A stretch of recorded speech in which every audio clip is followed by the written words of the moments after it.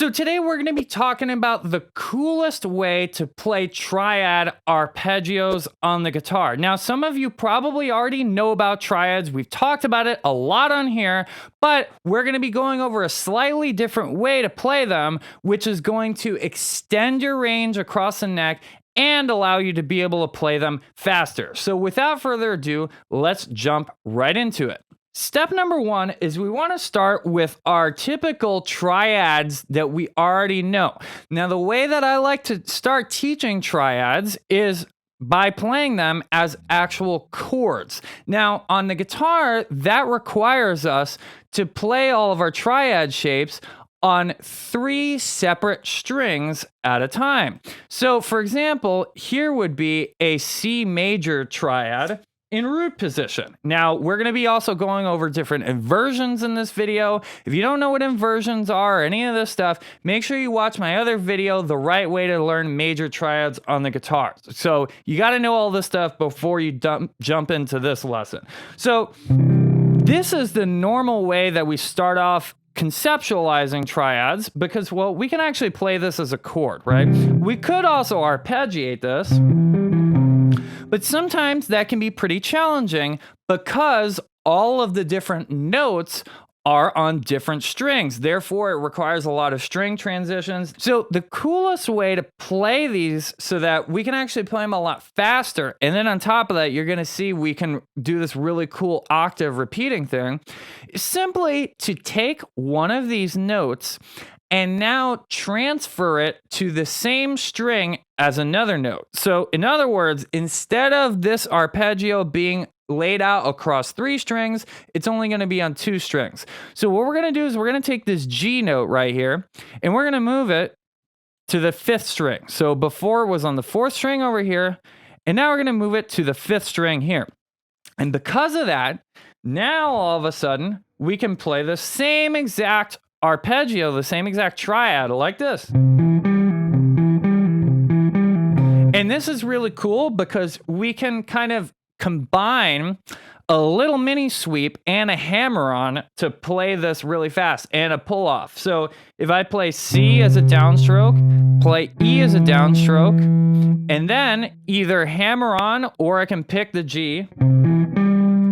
So I can play an upstroke on the G, and then pull off, and then pick the C again. So pick, pick, pick, pull off, or I could just hammer on and pull off.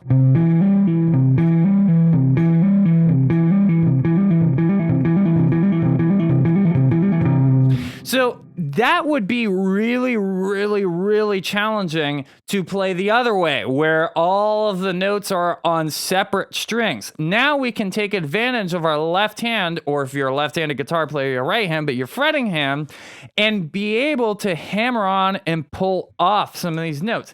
It's a very simple concept. So now we've already gone through step 1 is start with a triad on 3 separate strings. Step 2 is change one of the notes to be on the same string as another.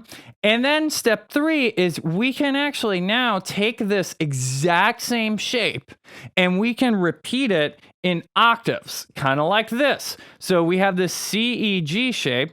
Check this out. I'm going to literally copy and paste this exact same shape to start from a C on the 4th string.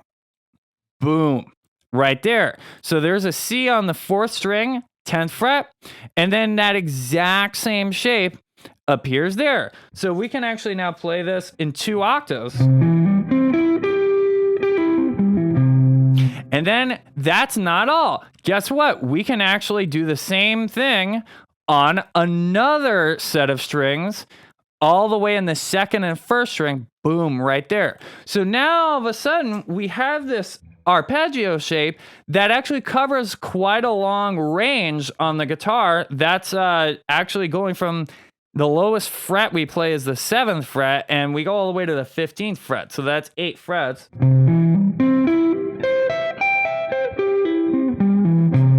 And on top of that, we can play this faster because we can take advantage of the hammer-ons and so on and so forth. So This is the concept. And on top of that, the cool thing is that now we can break this whole entire giant shape up into the individual little components that we have going on.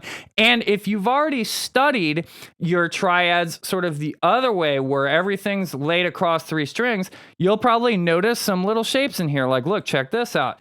This G, C, and E here, that is a second inversion triad embedded in there. You also have here another second inversion triad, these 3 notes here. So it's kind of like connecting little bits and pieces of our different triad positions that we end up working out with our different inversions. And I know that some people also learn this through the cage system. You'll notice some little bits and pieces of the cage shapes in there as well.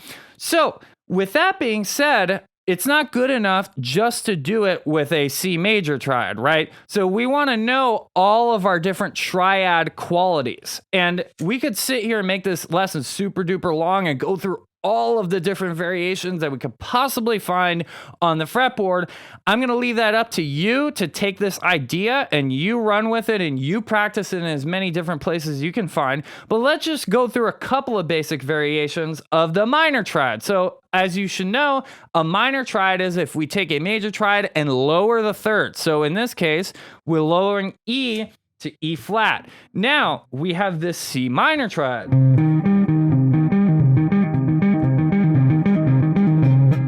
Okay, so and guess what? The exact same thing that we did before, we can repeat this thing in 3 different octaves as well. So now we have this gigantic C minor triad shape. Very, very cool, huh? So sometimes I gotta say something here that with these shapes that are laid across 2 strings, there's always going to be 2 different versions. So for example, you have C on 1 string, on the 6th string, and then you have E flat and G on the 5th string. Well, guess what? This E flat instead could be over here. And you might want to do this instead because now all of a sudden it's a little bit less of a stretch in this case. So now that shape only spans over 4 frets instead of the other shape spans 5 frets. So depending on how used you are to stretching, you might want to experiment with taking the same concept and saying, okay, I'm going to actually put this note on a different string instead. Also, for what it's worth, there's a little bit of a different sound when we incorporate these hammer-ons and pull-offs of this version versus this version. Because here in this case, we hear that smooth glide of the hammer-on and pull-off. We hear it between the 3rd and the 5th of the triad. Versus this version now.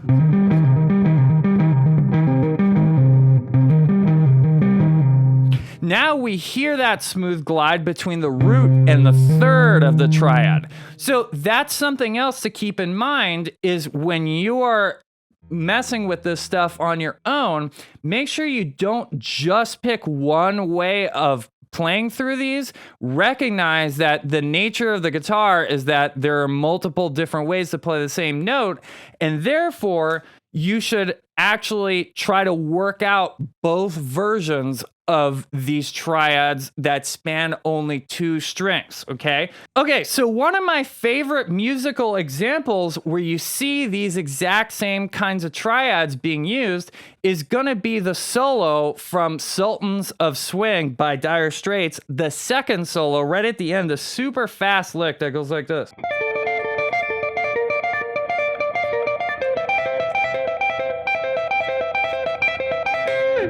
So that lick right there actually uses all of these exact kinds of triads. So let me show it to you really quick so that you can figure that lick out. This will be a fun little exercise for you to practice these as well. So actually, the chord progression in that song, it goes from D minor to B flat major to C major, and that C major repeats for 2 bars. Okay, so actually what he does is he plays these 2-string triad shapes, and on top of that, he uses a concept that we've talked about called voice leading on this channel. So in order to figure out these shapes, basically you need to know the names of the notes in the chords. So the D minor has D, F, and A in it. B flat major has the notes B flat, D, and F in it. And then the C major has the notes C, E, and G in it. So all of these shapes are going to have those exact same notes. So the first shape that he plays is this D minor shape here. Now, you might notice, wait a second, all of the other shapes that we just discussed that were starting from C, those were all root position shapes. So this is an inversion here. This is actually a second inversion D minor triad shape. Why is it second inversion? Because A is the fifth and A is the lowest note that's in that triad shape. So that's one thing that you have to do too, is to practice your inversions with this stuff, okay? Now, I don't want to make this video super duper long, so we're not going to go over every single one of them, but just keep that in mind that you can also practice inversions with all of these. Now, he starts with this D minor second inversion triad shape. And he starts from the highest note, actually. So F, D, A. So pick, pull off to D, and then A. D and A, you both play those with just barring your first finger down. That's the only way you can really play it. And then he switches to the B flat major chord. Now, this is where that concept that I mentioned called voice leading comes in. So rather than just saying, hey, I'm going to move all the way to some other shape, like you could move all the way down here, this would be a completely different shape. Or you could also do this. No, he says, I'm going to move to the closest possible B flat major triad shape that it can find to this D minor triad. So how do you do that? You say, okay, what are all the notes in the D minor chord? What are all the notes in the B flat major chord? If there's notes that stay the same or that are common between the two chords, well, I'm going to keep them the same. Well, guess what? Look, check this out. D is in both of those chords, and F is in both of those chords.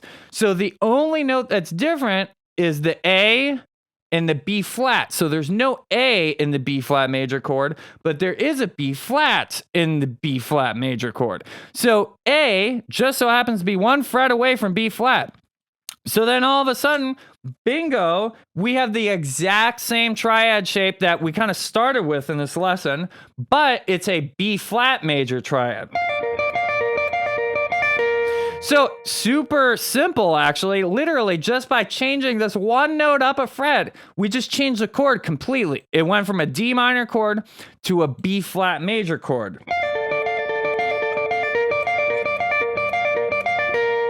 And then now you do have to obviously change the fingering. What you should do is play your second finger on that B flat note.